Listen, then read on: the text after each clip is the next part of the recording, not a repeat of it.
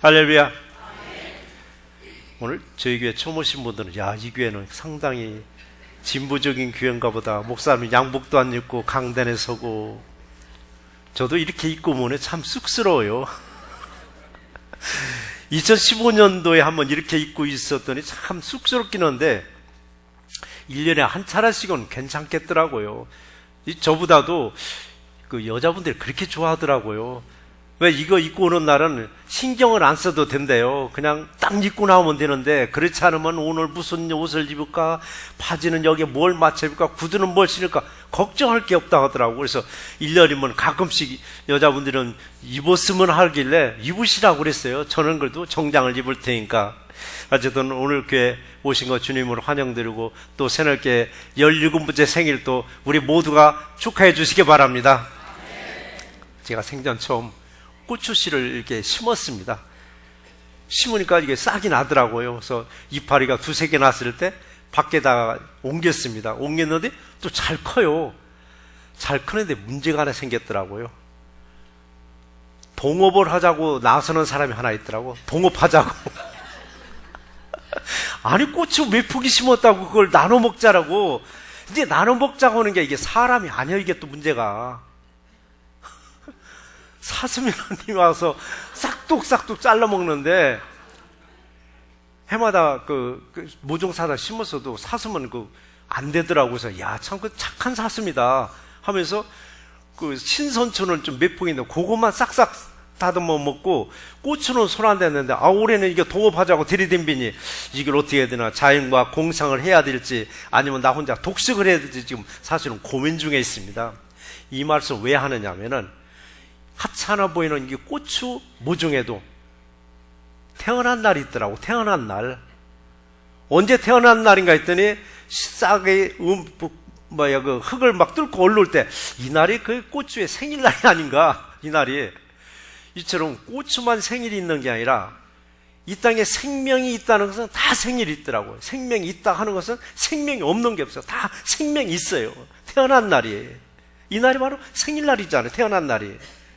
여러분이 가정에서 키우고 있는 애완동물에서부터, 가정에서 기르고 있는 화초에서부터, 농작물에서부터 생명이 있으면 다 태어난 날이 있더라고요. 이게 사람도 마찬가지더라고요. 사람도 생일이 없는 사람은 아무도 없어요. 난 생일이 없다 하는 사람은 그건 도대체 거짓말 중에 그런 거짓말이 없겠죠? 그런데 어느 분을 보면은 생일을 자꾸 비켜가려고 하는 분들이 있어요. 음력인 줄 알고 음력 얘기하면 나 양력으로 한다고, 양력으로 얘기하면 또 음력이라 해가면서 그냥 슬쩍 생일을 비켜나가는 분들도 계신데, 대다수가 자기 생일은 나보다도 이 가족들 또 아니면 주변분들이 잘 챙겨주시잖아요. 저희 교회도 생일 되면은 제가 친필로 쓰는 거예요. 그냥 우리 돈 사람들이 써서 이렇게 보내는 게 아니에요. 제가 직접 써서 보내는 카드 받으시고, 어느 분은 고맙다고 하시는 분도 있는데, 어느 분은 당연한 거 보냈지라고 해서 그냥 넘어가는 분들도 있지만은, 저 일일이 제가 써서 보내는 겁니다. 그렇게 하시고, 저도 여러분의 생일을 기억하고 있듯이 여러분들은 교회 생일을 기억하시고, 교회가 뭘 추구하는지를 같이 나누는 귀한 우리 모두가 되시기를 주의 이름으로 축원합니다. 지난주에는 성령 강림절, 성령 강림절은 교회의 탄생일이라고 제가 말씀을 드렸습니다. 지구상의 모든 교회의 생일날이 언제냐? 성령 강림절이에요. 자, 오늘은 저희 교회가 창립된 날입니다. 저희 교회가 창립된 날, 정확하게는 2001년도 5월 27일 공식적인 첫 예배를 드린 날이 바로 오늘이더라고. 27일이 주일날 닿는 게 쉽지 않은데 올해는 같은 주일이 딱 꼈더라고요. 그렇다면은 교회를 세우기 위해서 분명히 준비를 했을 텐데, 준비를 어디서 했는가 하면은요, 아파트에서 했어요. 그때 저는 아파트에서 살고 있었어요. 아파트에서 살면서 교회를 세우기 위해서 빌딩을 보러 다닌 게 아니라 하우스를 샀습니다. 주택을 샀습니다. 그래서 주택을 사서 지하실에서, 베이스먼에서 예배를 드리기 시작했습니다. 근데 베이스먼이 그냥 조그마한 베이스먼이 아니라 위층하고 아래층 똑같이 내려온 베이스먼인데, 얼마나 잘 꾸며놨는지 전면을 전부 다 프린트 합판으로 다 돌려놨고, 먼저 사시는 분들이 거기서 오락을 하고 아주 즐기던, 온 가족이 즐기는 곳으로 돼 있더라고. 그러니까 그 건물을 보고 이유 없이 그냥 그 건물 사서 거기서 의자 놓으니까 그냥 예배당이 되더라고요. 거기서부터 시작한 교회가 바로 이 새날교회 역사가 시작되었습니다. 저는 지금도 그 집에서 살고 있어요. 그 집에서 얼마나 복된 집인지 3년 만에 우리 빌딩 사가지고 나왔어요. 교회 건물 사가지고 3년 만에. 일본에 3년 만에 5,000개 건물을 사가지고 나왔고, 거기서 6년 만에 다시 이 건물을 또 사가지고 왔어요. 그래서 올 때마다, 이사할 때마다 정말 우리는 뭘 했는가? 믿음으로 했습니다. 가진 거 있었냐? 없었어요. 아무것도 없었는데 하나님은 딱 등 밀어서 이렇게 하나님은 선물로 주시더라고요. 그래서 이 건물도 자, 선물로 받았습니다 했더니 어느 분들은 공짜로 받은 줄 알더라고요. 공짜로 받은 건 아니에요. 근데 분명히 돈 주고 샀어요. 샀는데 저는 너무 감사해서, 하나님이 이게 선물로 주지 않았으면 이 건물을 얻지도 못할 텐데 해서 항상 저는 말하기를 이 선물로 받았다고 이렇게 말하고 있습니다. 자, 오늘 저희 새날교회가 17살을 맞이하는 생일날입니다. 우리 교회 이름처럼 여러분의 삶에서도 날마다 새날이 되시기를 주의 이름으로 축원합니다. 새날교회 생일을 맞이해서 하나님이 주시는 첫 번째 계명이 하나 있더라고. 그 계명이 무슨 말씀이냐면, 주 너희 하나님을 사랑하는 교회가 되라고. 주 너희 하나님을 사랑하는 교회가 되라라고. 예배는요, 세상으로 뺏겼던 이 시선을 다시 예수님께로 돌리는 시간이 예배 시간이에요. 시선을 다시 하나님께로 돌리는 게, 이 시간 우리 세상만 바라보았던 이 시선을 오직 예수께로만 시선을 맞추는 귀한 시간 되시기를 주의 이름으로 축원합니다. 제가 새날교회를 세우면서부터 제일 중요하게 여기고 가르치겠던 게 뭐냐면 하나님의 생명의 말씀이 있었습니다. 물론 어느 교회든 생명의 말씀이 없는 교회는 없죠. 근데 저희 교회는 이 생명의 말씀을 입술에서 멀리 하지 않는 교회, 눈으로 읽지 말고 입술로 고백하는 교회가 되자라는 목표로 시작했는데, 이제는 우리 모든 성도님들이 거기에 같이 합세해 주시잖아요. 같이 말씀을 읽는 교회가, 이제는 1년이면 1독씩 읽는 교인들이 약 30%, 35% 늘어나더라고요. 그래서 말씀 읽기에 우리 모두가 동참해 주신 하나님께 감사드리며 여러분께도 이 감사드립니다. 모세가 죽었잖아요. 모세가 죽고 모세의 후계자로 여호수아가 딱 세워졌습니다. 새로운 지도자로 여호수아를 세우고 하나님은 여호수아에게 말씀을 주시더라고요. 여호수아서 1장 8절 말씀이 무슨 말씀이냐면은, 이 율법책을 내 입에서 떠나지 말게 하며 주야로 그것을 묵상하여 그 안에 기록된 대로 다 지켜 행하라. 그리하면 내 길이 평탄하게 될 것이며 네가 형통하리라 라고 말씀하셨습니다. 평탄과 형통의 축복을 누구에게 주시는가 했더니 말씀을 가까이 하는 사람에게 주신다고 약속하셨습니다. 그러다 보니까 세상에서나 하나님의 일에서나 여러분 공짜는 없어요. 공짜. 여러분이 수고하고 애쓴 거 여러분 공짜 아닙니다. 하나님이 다 기억하고 계세요. 세상에서도 여러분들이 더러는 보너스 받을 때 공짜 같지만 여러분이 수고하고 애써서 받은 돈들입니다. 근데 때로는 정치인들이 공짜 돈인 줄 알고 덜컥덜컥 먹었다가 나중에 그게 토해내느라고 애먹는 것도 봤잖아요. 세상은 공짜 없습니다. 하나님도 절대 공짜 없습니다. 공짜 없어요. 남들 보기에는 저 집은 정말 별로 노력도 않는데 저렇게 복을 누려? 복을 누리는 집에 내면을 들여다보면요, 그들의 눈물겨운 기도가 있었습니다. 남다른 모습에 정말 노력이 있었기 때문에 하나님은 그들에게 복을 부으셔서 남들보다 조금 나은 삶을 누리게 하시더라고요. 그러니까 우리는 나는 제일 먼저 무엇을 할 것인가? 제가 누누이 말씀드리잖아요. 너희는 먼저 무엇을? 사랑도 그래요. 우리는 먼저 무엇을 사랑할 것인가? 이게 명확하게 정해져야 됩니다. 세상을 먼저 사랑할 것인가? 아니면은 하나님 먼저 사랑할 것인가? 이 사랑의 대상이 좀 정해져야 되는데 때로는 세상을 먼저 사랑하고 때로는 하나님 먼저 사랑하고 막 뒤죽박죽하다 보니까 하나님도 혼란스러운 거예요. 쟤는 도대체 나를 먼저 사랑하는 건지 세상을 먼저 사랑하는 건지. 그런데 사랑의 순서는 누가 정해야 돼? 내가 정하는 거예요. 내가 정하는 거예요. 여러분, 선택은 여러분에게 달려 있습니다. 너희는 먼저 그의 나라와 그의 의를 구하라 했을 때 의를 구하는 거, 세상을 먼저 구하는 거 내가 선택하는 거더라고요. 근데 뭐를 선택할 것인가?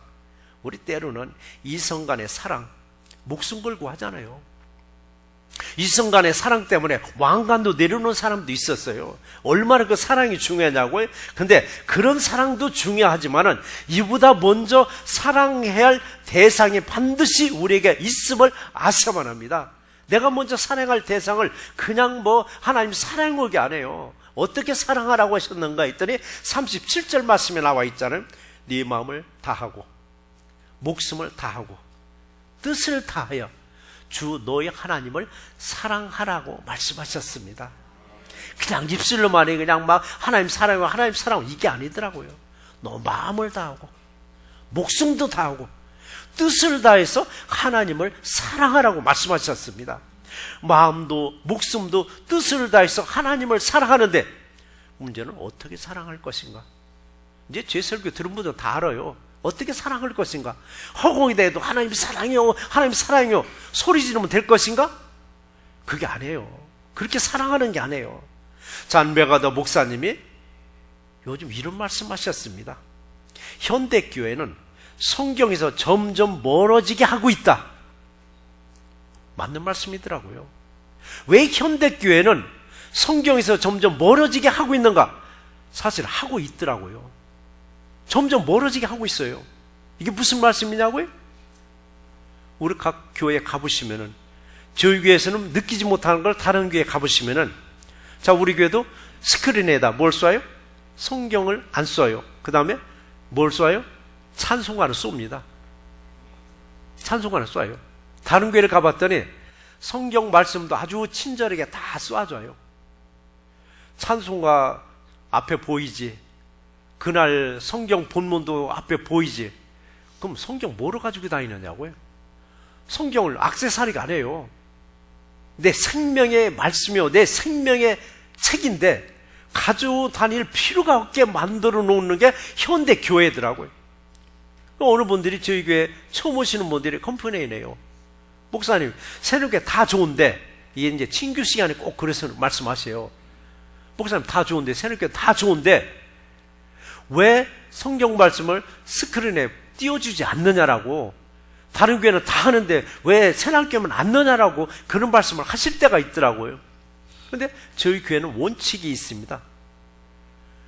믿는 사람은 성경을 책을 항상 소지하고 다니라라고, 가지고 다니는 습관이 필요하다라고.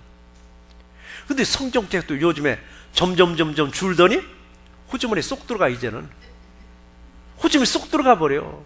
손바닥 안에 있어. 이제는 여러분 셀폰에 다 이제 앱에 깔아놨더라고요. 근데 어느 분은 앱에 말이에요, 수많은 그 셀폰에 수많은 앱을 다 깔아놨는데 성경의 앱은 또 안 깔아놨더라고요. 근데 성경 1급수다이가 다 읽는데 다들 앱을 뭐 스마트폰을 보던 성경책을 보던 다 보는데 저만 바라본 분들이 더러는 계셔요.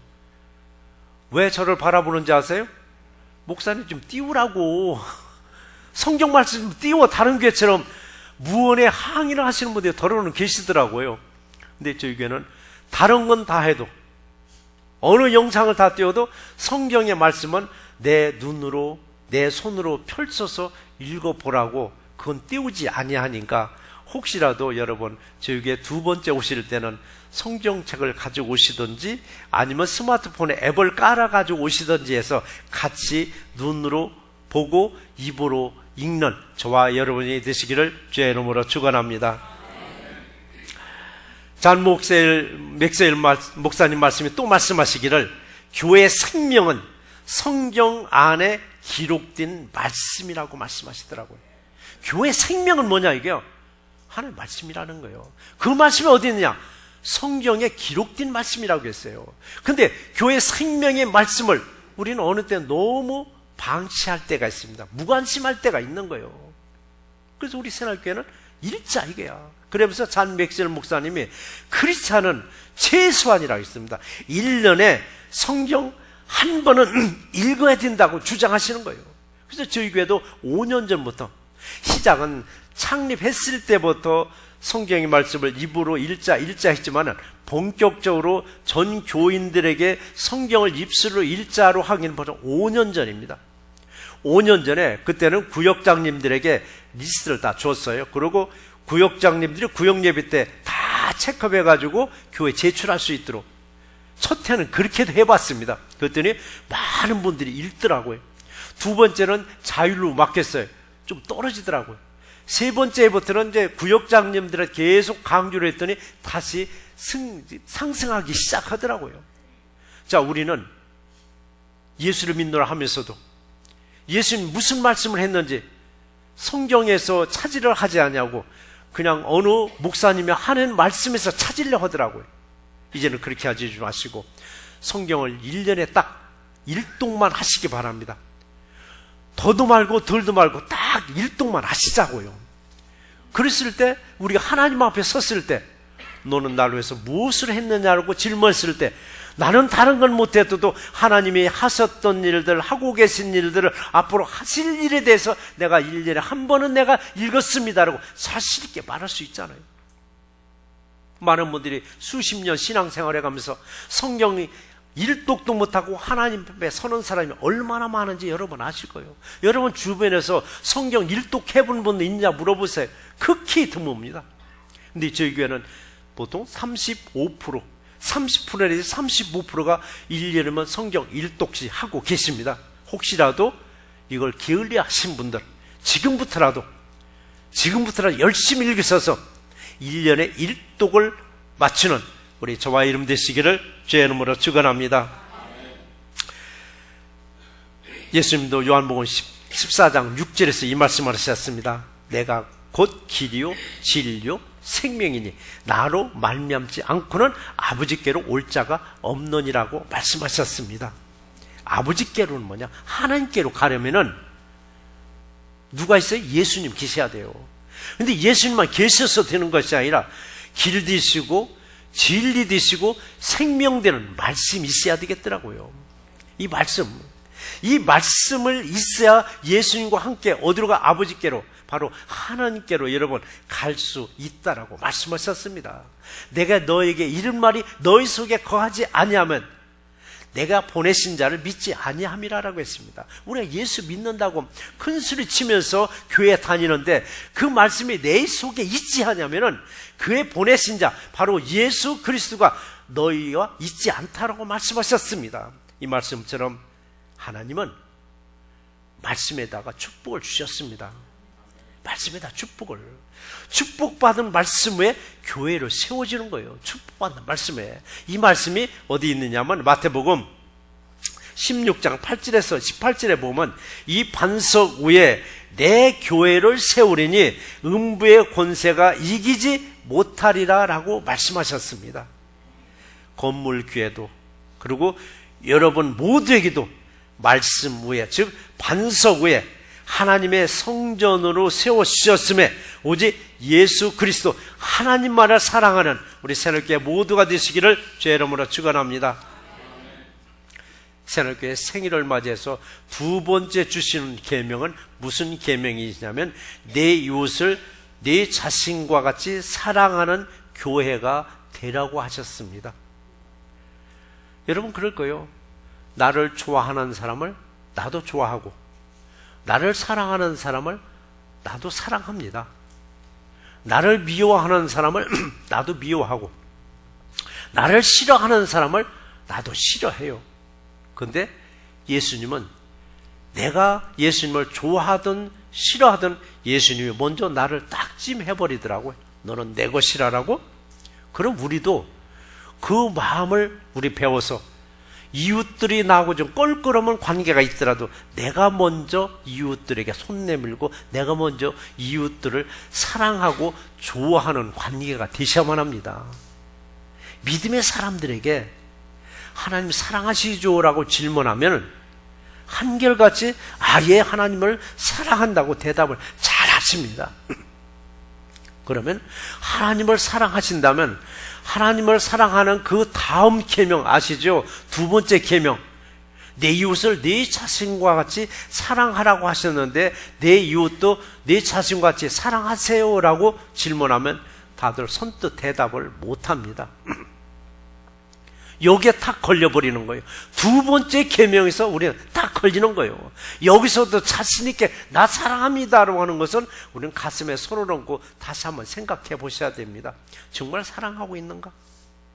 정말 나를 미워하고 나하고 껄끄러운 관계도 내가 사랑하고 있는가?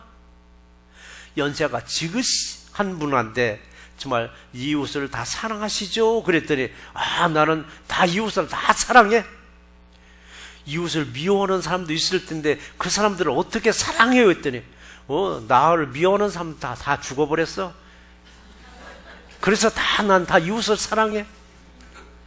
여러분, 우리는 모든 이웃들을 사랑한다라고 자신 있게 대답할 수 있는 우리 새롭게 모두가 되시기를 주의 이름으로 축원합니다. 그래서 우리는 생각해 보셔야 돼요. 자신의 뒷모습을 남들에게 어떻게 보일까? 우리는 앞의 모습만 잘 보이려고 할 때가 있어요. 앞의 모습은 내가 잘 보여요. 앞의 모습이 잘 안 보이더라도 거울을 보면 잘 보여요. 근데 앞의 모습도 잘 안 보일 때가 있더라고요. 언젠가 했더니 내려다 보니까 잘 안 보일 때가 있더라고요.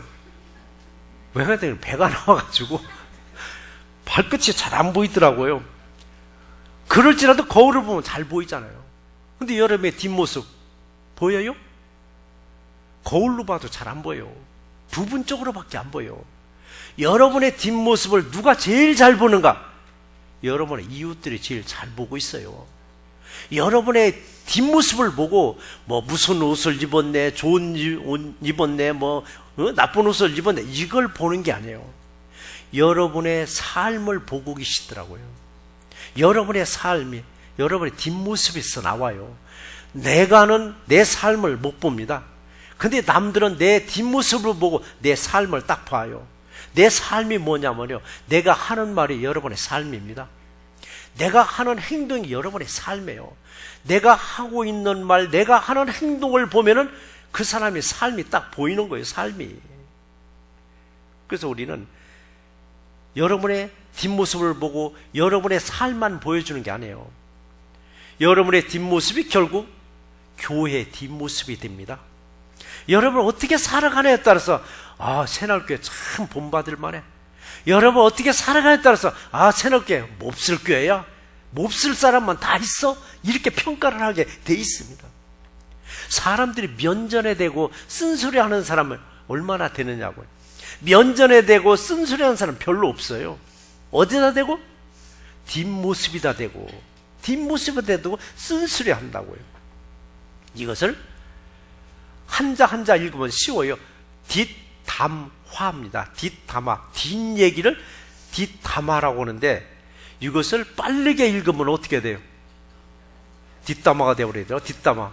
처음에는 뒷담화가 무슨 소리야 해서 사전을 찾아봤더니 뒷담화가 되더라고요. 뒷담화. 근데 여러분 빠른 발음으로 뒷담화에서 누구 칭찬하는 거 봤어요? 누구 칭찬이 아니더라고요. 뒷담화에서는 어차피 뒷모습을 보고 뒷얘기를 하다 보니까 칭찬이 아니고 불평이 나오고 불만이 나오게 되더라고요. 뒷모습을 보고 쓴소리만 하는 게 아니라 별 볼 소리 다 할 수 있잖아요. 편안하게들 한다고 하다 보니까 아무개는 사사건건 어떻게 했다는 둥, 아무개는 생각 없이 말을 불쑥불쑥 한다는 둥, 아무개는 생각 없이 행동을 하는 둥, 아무개는 언행이 너무 거칠어서 가까이 하기는 먼 당신이라고 하는 둥, 이렇게 말하고 있는 사람이 바로 자기가 말하는 그대로 살아가고 있다는 사실입니다. 내가 말하고 있는 그 모습대로 내가 살아가고 있는데 나는 남의 모습만 보고 얘기하는 줄 알더라고요. 자, 우리 교회가 세워진 지 지금 올해로 17년, 만 17살 됐습니다. 17년이라는 세월 동안에 새날교회 뒷모습이다 되고 사람들은 어떤 소리를 할까? 어떤 소리를 할까? 사람들은요, 내가 하고 싶은 얘기를 가공의 인물을 들었을 때가 있더라고요. 실명을 딱 들어서면은 그건 사실인데 가공의 인물, 누가 그러는데, 여러분 얘기 들을 때 누가 그러는데 당신 욕합디다 하면은 그건 누가 그러는데가 아니라 바로 말하는 사람이 하고 싶은 얘기를 하더라고요. 새날교회도 누가 그러는데 교회 막 뭐라고더라 얘기하는 보면은 본인이 하고 싶은 얘기더라고요. 그래서 우리는 누가 그러는데 가공의 인물을 내세울 때는 저 말은 가공의 인물이 아니라 바로 본인이 얘기구나 알고, 그래서 우리가 말에서 얼마나 조심스러워 해야 된다는 거, 행동에서 얼마나 조심스러워 한다는 거, 내가 말하고 났더니 내가 그대로 살고 있다는 사실이더라고요. 우리는 17년이라는 세월 속에서 수많은 사람들이 지나갔습니다. 저희 교회를 지나갔어요. 지나가는가 하면은 또 오랜 세월 새날교회와 함께 하는 분들도 또 많이들 계시잖아요. 2001년도에요. 교회가 세워질 때 솔직히 말해서 저는 얼떨결에 교회 세웠습니다. 왜 얼떨결에 세운지 아세요? 하나님이 강권을 하니까. 하나님이 강권을 하니까. 그게 저는 목회자로 세우려고 해서 저 하나 때문에 저희 가족들이 고난을 많이 겪었습니다. 저 하나 때문에. 지가 바로 서면은 교회가 아니라 가정이 편안하고, 지가 또 곁길로 나가면 가정이 또 힘들게 만들더라고요. 가정이 힘든다는 건 뭐냐? 가족들이잖아요. 저도 일선 목회 안 하려고 꽤 발버둥 쳤어요. 학교에서 일을 해보니까 너무 좋은 거예요. 아니 이렇게 좋은데 왜 스트레스 받으면서 일선 목회를 해? 안 하려고 했더니 하나님이 강권해버리니까 얼떨결에 교회가 세워지더라고요. 저희 가족 5명이 탈랑 앉아가지고서 교회를 세우고 준비하게 만들더라고요. 준비하는 과정에서도 예배는 드려야 되니까 준비하는 과정에 첫 번째 우리 가족들 예배 드리는데 한 놈이 찾아왔어요. 누군가 했더니 우리 애들이 그때 중학교를 다니는데 그 친구가 하나 따라온 거예요. 야, 니네 아버지 뭐 교회 한다면서? 야, 의리겠지. 친구네 너희 집에 가야 된다고. 그때 어디 아파트였어요. 제일 첫 번째 애들 친구가 하나 왔더라고. 의리 지킨다고. 두 번째, 그 다음 주에 30대 초반에 어느 자매가 또 딱 찾아왔어요. 30대 초반의 자녀, 지금은 이제는 50대가 거의 돼가는 우리 교회 집사님이시더라고요. 50대가 다 돼가더라고요. 그래서 거꾸로 역산해봤더니 아이고 30대 초반에 시집도 안 간 처녀가 나를 만나가지고 교회에서 결혼식 마치고 오늘까지 있어줬다는, 그게 산 증인이 됐더라고요. 그 자매 얘기를 하면요, 그 자매 때문에 부랴부랴 주택을 샀어요. 결혼을 해야 되겠는데 새날교회에서 결혼하겠다는 거예요. 그래, 다른 데 불려서 해. 내가 줄에는 서줄게. 아니래, 교회에서 해야 되겠다는 거예요. 아니 우리 아파트인데 아파트부터 결혼식 어떻게 하나 했더니 그래도 하겠다라고.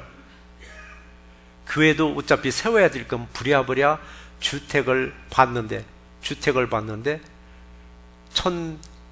1800스퀘어핏인데 위층 아래층 똑같이 아래까지 들어왔더라고. 프린트 합판으로 얼마나 잘 돌려놨는지 너무 좋은 거예요. 그 자매는 결국 거기서 예배 드리려고 준비했다가 비가 오면 안에서 드리고 비가 안 오면은 야외에서 드리고 있는데 비가 안 와서 올드하우스니까 집이 넓잖아요. 땅이. 야외에서 예배 드렸어요. 야외에서 뭐를 했어요? 결혼식까지 거쳤어요. 그래서 떠날 줄 알았더니 끝까지 지금 저희 교회에서 지금 열심히 알게 모르게 기도로 열심히 도와주고 있는 그런 자매도 있더라고요. 아파트에서 누가 찾아올까? 광고한 일도 없고 소문도 없는데 아파트에 누가 찾아올까 했는데 놀랍게 사람이 믿음이 없는 생각이 참 저는 회개하더라고요. 3개월간 아파트에서 예배를 준비한 거예요. 3개월 동안에 띄엄띄엄 사람들이 찾아오는 거예요. 사람들이 찾아오니까 좋으면서도 한편으로 걱정스러운 거예요. 염려스러운 거예요. 왜냐면 아파트 1층인데 위층에서 옆집에서 이 컴플레인 하면 쫓겨나는 거예요. 매주마다 그렇게 모이니까. 그런데 쫓겨나지 아니하도록 하나님은 보호해 주시더라고요. 그래서 마지막쯤 됐을 때는 보니까 뜰배들은 거실에 가득하게 채워진 채로 그 인원이 그대로 주택 지하실로 와서 예배 드리기 시작한 거예요. 그 집에서 우리는 지금도 살고 있잖아요. 그 집에서. 그래서 하나님은 준비됐을 때 하나님 부어주시더라고요. 준비됐을 때. 그래서 오늘까지 정말 아파트부터 준비해가지고 주택에서부터 시작해서 어느 빌딩에부터 시작해서 오늘 이 자리까지 옮기게 된 거, 그저 하나님께 그저 저는 감사하고 끝까지 저하고 함께한 우리 모두에게도 저는 감사드립니다, 여러분. 그리고 그냥 감사하는 제 마음을 받아주시기 바랍니다. 이곳으로 온 것도 그래요. 저는 하나님마다 하나님을 이렇게 등 밀어버리더라고요. 이곳에 올 때도 저는 마지막 먼저 건물에서도 예배할 때 설교했어요. 하나님의 등 민다고. 하나님의 등 민다고. 그거 막 느낄 정도로. 그래서 이 건물을 딱 사서 와서 보니까 어떻게 샀느냐고요? 이게 은행 건물이잖아요. 은행 건물 이렇게 만들어질 수는 없잖아요. 이거 다 리모델링 해야 되잖아요. 리모델링 할 때 돈이 있었느냐고요? 큰 돈 없었습니다. 이거 리모델링해서 또 살만하니까 저쪽 우리 잔디 구장이 얼마나 지금 아름다워요. 그때는 잔디밭이 아니고 쓰레기장이 있었습니다. 동네 쓰레기란 쓰레기 다 갖다 버리고 거기에 막 그냥 우거진 그냥 잡목만 덤프를 했었습니다. 여기에 사람이 들어오니까 시일에서 레를 보냈더라고요. 거기 좀 청소 좀 하라고. 청소하려고 생각하니까 그게 아니더라고요. 차라리 그냥 밀어버리고 잔디만 만들자고. 그리고 잔디구장 만들었잖아요. 그러다 보니까 또 여기 지붕이 또 터져가지고 이게 막 그냥 줄줄줄 물 새는데 지붕공사는 비싸요. 지붕공사 또 끝냈어요. 하수도가 연결이 안 됐더라고. 여기는 또 은행으로 쓰다 보니까 세프티 탱크예요. 그러다 우리가 많이 와서 이게 쓰니까 막 넘치는 거예요. 하수도 공사가 또 얼마나 비싸냐고요. 수월한 연결하는데 굉장히 또 큰 돈 들어가더라고요. 저 건너편에 새날파크 만들 때 그것도 돈 들어가더라고요. 근데 놀랍게도 돈이 없었어요. 돈이 없는데도 이루어지더라고요. 이게 뭘로 하느냐? 믿음으로 이루어지더라고요. 우리 장로님들, 여기 처음부터 계셨던 장로님들, 여기 와서부터 오셨던 장로님들, 그게 장로님들이 눈으로 간증할 수 있는 거예요. 피부로 간증할 수 있는 거예요. 할 때마다 돈이 없는데 어떻게 보면 이루어지는 거예요. 그래서 보면 이건 믿음으로 하는 거지 돈으로 하는 게 아니구나. 믿음으로 하는 거지 돈으로 하는 거야. 그러니까 공사 끝나고 나면 내가 놀라는 거예요. 어떻게 있지? 하고 나서 밸런스 보면 여전히 그 밸런스는 여전히 있어요. 뭐 2, 3천 불 밸런스가 큰 공사 했는데 여전히 2, 3천 불은 또 남아있더라고요. 그래서 하나님이 하시는 일은 누가 아무리 딴지를 걸고 누가 아무리 회방을 해도 하나님은 하시는구나. 요즘에 우리 새벽기도 때 에스라, 느헤미야에서 지금 나가고 있어요. 거기서 얼마나 회방을 했느냐고요. 성전 재건 때, 성벽 재건 때 그렇게 회방하는데 하나님이 역사하니까 다 하더라고요. 저 그걸 읽으면서 새롭게 역사하고 똑같으네 이 생각이 들 정도로요. 그래서 저는 힘들고 어려울 때 예수님이 제자들을 책망한 말씀이 하나 있습니다. 그 말씀이 어느 때는 도전이 되고 그 말씀이 위로가 될 때 있어요. 그 말씀이 뭐냐면 마태복음 16장 8절 말씀이에요. 예수님이 제자들에게 믿음이 적은 자들아 어찌 떡이 없으므로 서로 논의하느냐라고 했더라고요. 믿음이 적은 자들아. 결국은 이게 나도 믿음이 작은 자더라고요. 믿음이 적어가지고 돈 얼마 없으니까 그거 가지고 해야 되나 말아야 되나 염려했던 건데 이 말씀을 보니까 믿음이 적은 자들아 어찌 떡이 없으므로 서로 논의하느냐라고. 예수님이 이미 오병이어 큰 사건을 보여주었습니다. 그런데도 불구하고 또 걱정하니까 예수님이 믿음이 적은 자들하고 책망하시더라고요. 그래서 우리 돈이 없으면 어떻게 해요? 여러분 비즈니스 할 때 돈이 없으면 어떻게 해요? 믿음이 적은 자들하고요. 믿음으로 극복하시기 바랍니다. 하나님이 반드시 이루어질 줄 믿습니다.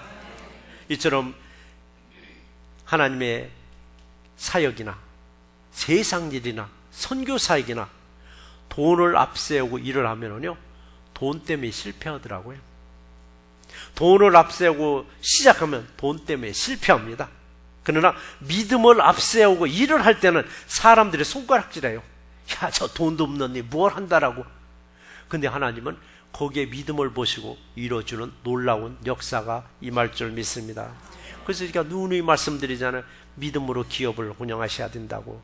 새로운 기업을 할 때 제일 먼저 믿음으로 예배를 시작하라고 끊임없이 제가 말씀드려요. 키 받으면 예배드리라고, 키 받으면 예배드리라고. 이제는 그게 거의 이제는 성님들의 귀에 익숙해가지고 벌써 그 중에서 키 받으면 목사님 예배드려 주세요. 아무것도 없어요. 그 상황에서 예배드리는 게 하나님이 받아주시는 예배예요. 다 셋업 다 해놓고 하는 예배는 사람에게 보여주는 예배가 되더라고요. 얼마 전에 우리 이거 집사님 예배를 드렸어요. 어느 집사님도. 그랬더니 다음 주에 우리 집에서 이제 공식적인 예배를 또 드려달라고 하더라고요. 그래서 다음 주에는 광고 낼 테니까 여러분 시간 되시는 분은 어느 집사님 댁에 오셔가지고 예배 참여하시고 또 많이 집들이 또 축하도 해주시기 바랍니다. 이름은 다음 주에 밝혀드리겠습니다. 예, 다음 주 오후 5시 반 6시는 여러분 꼭 약속을 잡지 말아 주시기 바랍니다. 왜 말은 많이 오면 좋다고 해서 지금 저 이 말씀만 하는 거예요. 많이 와도 좋다 해가지고. 그래서 여러분 지금까지도 저희 새날교회는 돈을 앞세워서 일을 하지 않았습니다. 한 번도 돈 앞세워서 일을 해본 일이 없습니다. 무슨 일을 할지라도 믿음으로 앞세워서 일을 했더니 부족하지 않냐고 모자람 없이 풍족하게 일을 끝내주시더라고요. BBS 언젠가부터는 BBS도 돈 받더라고요. 썸머캠프는 당연히 돈 받고 하는 거고 한글학교도 돈 받고 하는 거고.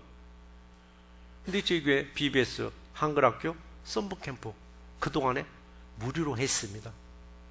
무료로 해서 부족할지 같죠? 안 모자랐어요. 풍족하게 은혜롭게 잘 끝낸 거예요. 그런데 올해부터 하나 방침만 하나 바꿨으니까 여러분 이해하시기 바랍니다. BBS도 올해 그냥 공짜로 했습니다. 한글학교도 거의 공짜로 했습니다. 썸머캠프는 올해부터는 유료로 바꿨습니다. 바꾼 사연이 있습니다. 그래도 바꾼 것도 다른 데에 비해서 100% 똑같지 않아요. 다른 데에 비해서 절반이고 외부 학생은 절반이고 우리 교회 학교 학생들은 또 절반의 절반입니다. 절반의 절반. 왜 공짜로 하다가 올해부터 유료로 바꿨는가? 사람들을 말할 때 이렇게 두 가지로 말합니다. 아, 저 사람 참 호인이야. 저 사람은 호인이야. 호인은 뭐냐? 참 좋은 사람이란 뜻입니다. 근데 또 한 명칭이 하나 있습니다. 비슷한 명칭. 저 사람은 호구야. 호구는 뭐 바보 취급을 해요. 내 밥이다 얘기입니다. 내 밥. 교회가 어려운 이민자들을 위해서 무료로 시작했는데 새날교회는 내 밥처럼 여기는 경우가 있고 그 말에 저는 너무 놀라가지고 야 이건 아니다. 이건 아니다. 이걸 이용하는 사람들도 있다 싶어서 절반 가격에 우리 학생들은 절반에 절반 격으로 이렇게 올해부터 실시하기로 했으니까 혹이라도 여러분 왜 무료로 하다 올해 돈 받느냐 그랬을 때 그런 걸 이해해 주시고 그렇다고 또 교회 또 발렌티 하는 거 잊지 마시고 역시 또 많이 올해도 도와주시고 옆에서 협조해 주는 그런 우리 모두가 되시기를 주의 이름으로 축원합니다. 오직 믿음을 여러분 앞세워서 이웃들을 내 몸과 같이 사랑하는 우리 새날교회 모두가 되시기를 주의 이름으로 축원합니다. 말씀을 정리해 보겠습니다. 세상에서 가장 큰 계명 두 가지가 있습니다. 하나는 하나님을 사랑하라. 또 하나는 내 이웃을 내 자신과 같이 사랑하라라고 했습니다. 이 두 가지 계명을 잘 지킬 때 여러분의 삶이 인류 인생을 누리게 하시고 여러분이 인류 인생을 누리면 여러분의 교회가 인류 교회로 바뀌게 됩니다. 그런데 이 중에서 하나의 계명을 지킨다면은 삼류 인생을 살아가는 거예요. 여러분이 삼류 인생을 살아가면은 교회도 삼류 교회로 전락하는 거예요. 이런 말들을 흔히들 하더라고요. 자, 삼등은 괜찮아. 삼등은 괜찮아. 그러나 삼류는 절대 되지 말라는 말을 합니다. 똑같은 숫자요. 3등이나 3류나. 그런데 왜 3등은 괜찮고 왜 3류는 절대 안 된다고 하는가? 등수는 순위를 말하고 경쟁을 말하더라고요. 근데 1류다, 2류다, 이것은 뭐냐? 가치를 말하고 있더라고. 가치를 말하는 거예요. 그러니까 3류 인생은 질적으로 형편없다는 얘기입니다. 질적으로 형편없다는 얘기예요. 실력은 1등이에요. 뭘 하면 다 1등이에요.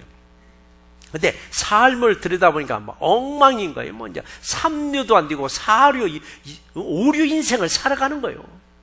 그런 사람이 도대체 누구냐 이거야. 우리 교인들 중에가 아니라 우리 믿는 사람들이 반드시 이런 사람이 있는 거예요. 두 계명 중에 첫 계명이 뭐야? 하나님을 사랑하라.